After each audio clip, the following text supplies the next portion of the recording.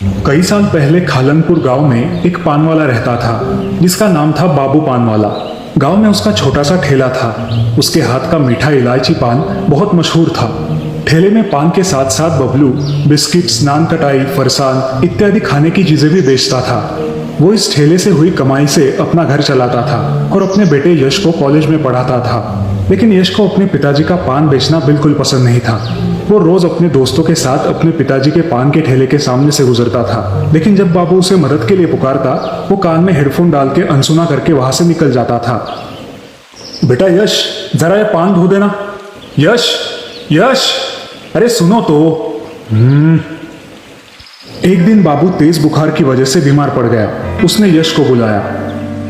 बेटा, मुझे नहीं लगता मैं अगले 5-6 दिन काम कर पाऊंगा।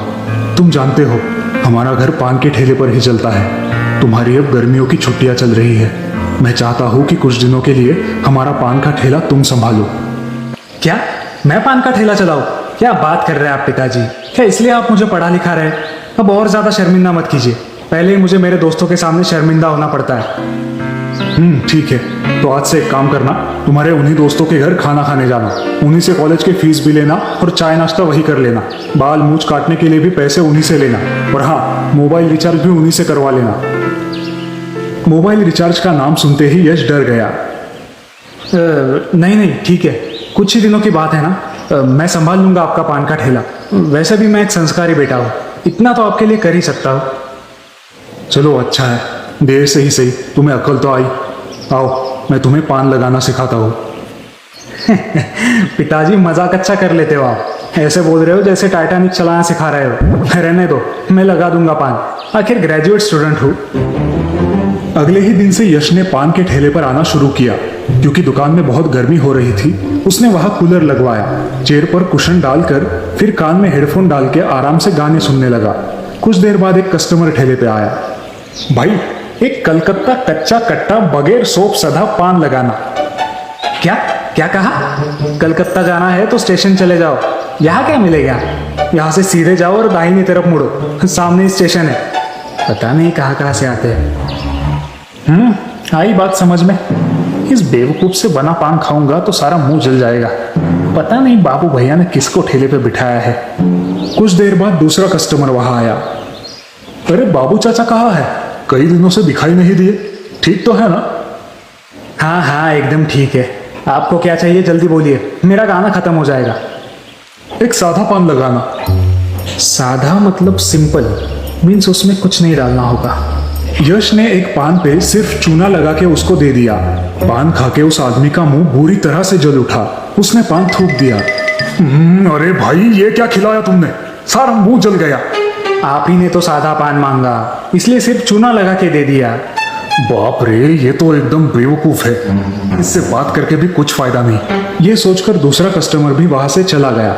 यश के दोस्त विकी और मोंटी हर रोज ठेले पे टाइम पास करने आते। बहुत सारे चिप्स, वेफर्स खा के, कोल्ड ड्रिंक्स पी के वहां से चले जाते। इस तरह एक महीना निकल गया। एक दिन यश ने बाबू से कहा, पिताजी, दुकान का सारा सामान खत्म होने को है, पैसे दीजिए, मैं मार्केट से माल लाता हूँ। क्यों नहीं खत्म होगा?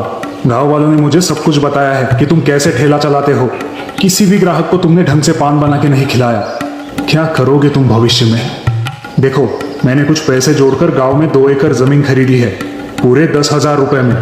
अगर अगले 1 महीने में तुमने 10,000 नहीं कमाए तो मैं वो जमीन किसी अनाथ आश्रम को दान कर दूंगा। तब तुम्हारी अकल ठिकाने आएगी। ये सुनकर यश डर गया। अगले ही दिन वो जब ठेले पे बैठा था, यार ये तो बड़ी मुसीबत हो गई, कुछ तो जुगाड़ करना होगा। 10,000 रुपए कहाँ से लाऊं? तभी पड़ोस के गांव का मुखिया अपनी कार में वहां आया। सुनो, परसों मेरे बेटे की शादी है और कल मेहंदी। दोनों दिन खाने के बाद मेहमानों को बढ़िया पान खिलाना है। मैंने तुम्हारे मीठे पान के बारे में बहुत सुना है। दिन के 200 पान लगेंगे और वहां आके तुम्हें ताजे ताजे पान मेहमानों को खिलाने होंगे। कर पाओगे? ये तो बहुत अच्छा मौका है पैसे कमाने का। हाँ हाँ जरूर, क्यों नहीं। उसने अपने दोस्त मोंटी और विकी को बुलवाया। सुनो, मैं बाजार से पान पत्ते और सुपारी लाता हूँ, तुम लोग इस लिस्ट में जो सामान लिखा है वो सब ले आओ। दूसरे ही दिन यश ने मुखिया के बंगले के बाहर लगे मंडप में पान का ठेला लगाया और अपने दोस्तों के साथ मिलकर मीठे पान बना के वहां सजाए। खाना खा के एक मेहमान वहां आया। एक मीठा पान खिलाओ भाई, सौंफ डाल के। हाँ सर, अभी बनाता हूँ। विकी जरा सौंफ देना। सौंफ मांगते ही विकी ने साबुन निकाल के यश को दिया। साबुन देख के यश ने विकी को एक जोर का थप्पड़ मारा। अरे उल्लू, सौंफ और सोप का अंतर नहीं पता तुझे? मूर्ख, इज्जत का फालूदा कराएगा क्या? फिर जैसे तैसे मैनेज करके यश ने मेहमानों को मीठा पान खिलाया। एक एक करके मेहमान आते गए। यश सबको पान खिलाता गया। थोड़ी देर के बाद सारे मेहमान चिल्लाने लगे। मेहमानों की हालत देख के मुखिया डर गया और यश के पास आया। ये क्या खिलाया तुमने पान में? सब लोगों के मुंह जल रहे हैं। यश ने मोंटी की तरफ देखा। अरे अच्छा वाला ब्रांडेड चूना लाया हूँ पेंट की दुकान से। क्या तुमने दीवार पर लगाने वाला चूना डाला है पान में? यश डर गया। मूर्ख कहीं के, सारे मेहमानों के सामने मेरी इज्जत मिट्टी में मिला दी है तुमने। मैं तुम्हें नहीं छोड़ूंगा, अभी पुलिस को बुलाता हूँ। यह कहकर मुखिया ने फोन लगा के तुरंत उस गांव के सीनियर इंस्पेक्टर को बुलाया। इंस्पेक्टर तीनों को चौकी ले गए और जेल में डाल दिया। कुछ देर बाद बाबू वहां आया। अब समझ में आया बेटा, टाइटैनिक बनाना और चलाना जितना मुश्किल है उतना ही ये पान बनाना भी। किसी भी काम को हल्के में मत लो। तुम तो बुद्धू हो ही, साथ में तुम्हारे ये दोस्त भी मूर्ख है। किसी भी चीज को बिना सीखे करने जाओगे तो यही नतीजा होगा। हमें माफ कीजिए पिताजी। ठीक है, मैंने इंस्पेक्टर से बात कर ली है, वो तुम्हें छोड़ देंगे। वो अपनी पढ़ाई पे ध्यान दो, ठेला मैं संभाल लूंगा। अगले दिन से बाबू अपना पान का ठेला संभालने लगा। यश कॉलेज से आने के बाद कुछ समय ठेले पे बिताने लगा और बाबू का हाथ भी बटाने लगा। तो देखा दोस्तों, कोई भी काम अगर आप बिना सीखे, बिना समझे करने जाओगे तो अच्छे से कर नहीं पाओगे और खुद का ही नुकसान कर बैठोगे। तुम किस चीज का व्यापार कर रहे हो, इससे ज्यादा महत्वपूर्ण है कि तुम कैसे व्यापार कर रहे हो।